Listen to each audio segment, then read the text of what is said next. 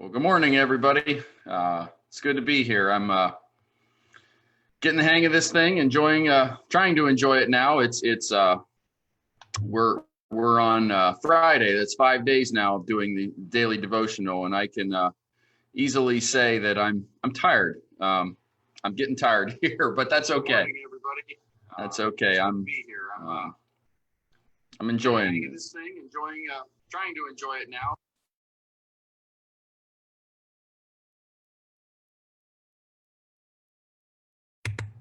Sorry about that. Anyhow, so today we're going to talk about a little bit kind of the importance of mentorship, and being a mentor, mentee, and how I want to share a couple stories of how that's shaped and molded my life. Once again, I don't have any great songs or anything today, but I got some things in line for maybe next week. So, and we're going to sign off tomorrow. I'm not going to do this tomorrow. Sunday morning, we'll be back on again at 10:45. Kind of more than a devotional. It'll be kind of my weekly sermon message for the church and anybody out there. So I want to share a little bit starting out of a mentor-mentee relationship I had when I was younger. First married, me and my wife were of course living together. We were married, but she would work a lot of evenings. She was also still in college, and an older gentleman from our church was building a house. So I ended up going over there every night she was working and helped him work on his house. And this guy, the reason I kind of, not the reason, but one of the reasons I like to do this was he was an excellent hunter and a great guy to be around. And I just loved being around him and learned a whole lot of great things from him. And so that's a relationship that kind of formed me in my early years of marriage. And towards the end, I'm going to share a different relationship that formed me a little bit later on in my life, and just how important these mentor-mentee relationships are, and truly how they're discipleship. They're discipling one another. So John, I want to read in John 13, verse 35. And John writes, "All people will know that you are my followers if you love each other." That's a big passage. That's just short, sweet, but it is so profound. It's man, read it again. Let's read that again, just so you grasp it. All people will know that you are my followers by the way you love each other. That's big. This is truly a passage on being a Christian, on how we should follow Jesus, and true discipleship. And so the discipleship part, I'm going to get to that here in a second. How I arrived at that. This is followers, disciples of Jesus by loving each other. Now, Jesus, we know, is love. He is the epitome of love. He came to earth to teach us how to love. And John 1:14, one of my favorite all-time passages, the word became flesh and dwelt among us. We have seen his glory, the glory as of the Father's only Son. And here's the big part, full of grace and truth. Love is this perfect balance of grace and truth. And in our culture today, in our society today, we love to have this watered down form of love that love is just agreeing with everybody and letting people do whatever they want. And that's truly not a form of love. We love our children. Here's a great example. Those of us that have children, we love them. And raising them up correctly means at times that we need to discipline them, we need to teach them, we need to show grace, be compassionate to them. Love is all these things together. It's not just letting somebody do what they want to do because, well, we're fond of them. That's not love. It's a cultural, watered down love that is not biblical love. So Jesus, full of grace and truth, and love is this perfect balance.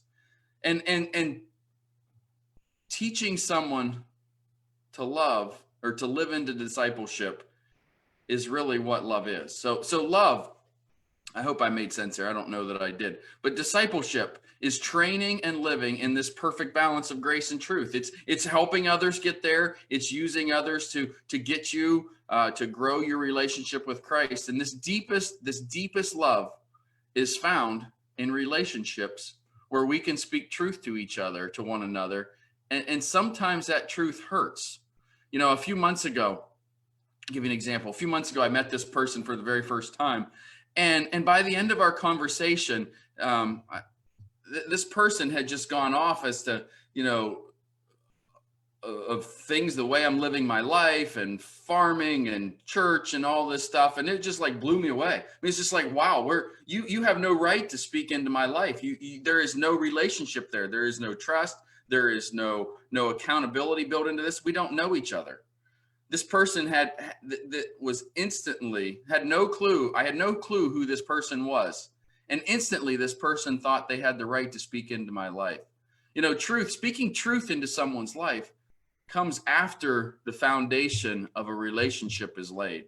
We have to build these relationships, these discipleship relationships, to where we can hold each other accountable. So do you know people see you as a disciple of Christ by the way you love others? So I don't even know if I'm making any sense this morning. It's fine. But anyhow, my oldest son, Reese, share you another story here. My oldest son, Reese, he's an outdoor nut, always has been since he was little. I mean, in fact, when he was 8 years old, we were out in the woods, walking through the woods, and he comes running up to me. He lagged behind here for a minute. He comes running up to me with a fox squirrel in his hands. A fox squirrel. Now, I don't know. There's not a lot of them in the area here around Corey, PA. Every now and again, you'll see them. But fox squirrels, I mean, they're big.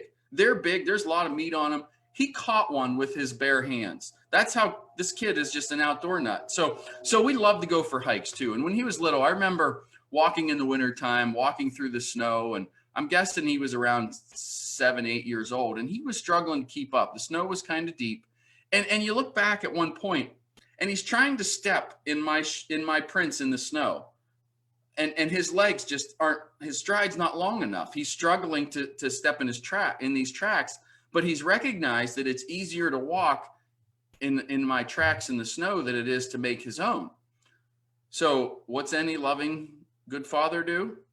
I just shorten my stride and I look back and he's just walking along, no more struggling. And man, that's what discipleship is. That's the perfect picture of discipleship.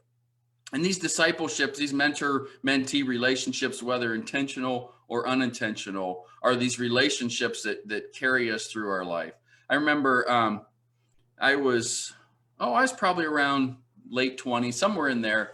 And I remember I would go to church every Sunday just to try to talk to one person there. This was a different person than the one I shared about earlier.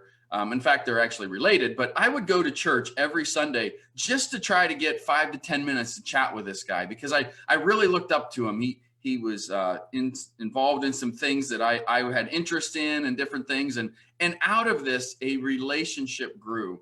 And truly, without that man, I don't think I would be where I am today as far as the father I am, the pastor, all that stuff. So these relationships matter. These discipleship matters. Let's make a concerted effort here. If we have somebody that we know that's new in the faith and we want to walk with them, work through life with them, sometimes we got to remember that we got to take shorter steps, shorter strides, slow things down a bit for them because quite often we'll see in church, people come into church new and man, they're on fire. They're on fire. And it's just absolutely fantastic. But then you go on a few months and you just see them dropping off. They're not coming to church as much. They're not hanging out as much. And I really think this is a big part of it. They can feel so overwhelmed because of where other people are in their walk with Christ that they just think, oh, I'll never get there and start lagging behind. We don't need to water stuff down, but we need to make sure we're doing things to disciple and grow each other in our relationship. So I don't know if anything I said made sense today, but that's all I got for you. Signing out. See you again on Monday. Have a great one, guys. Take care.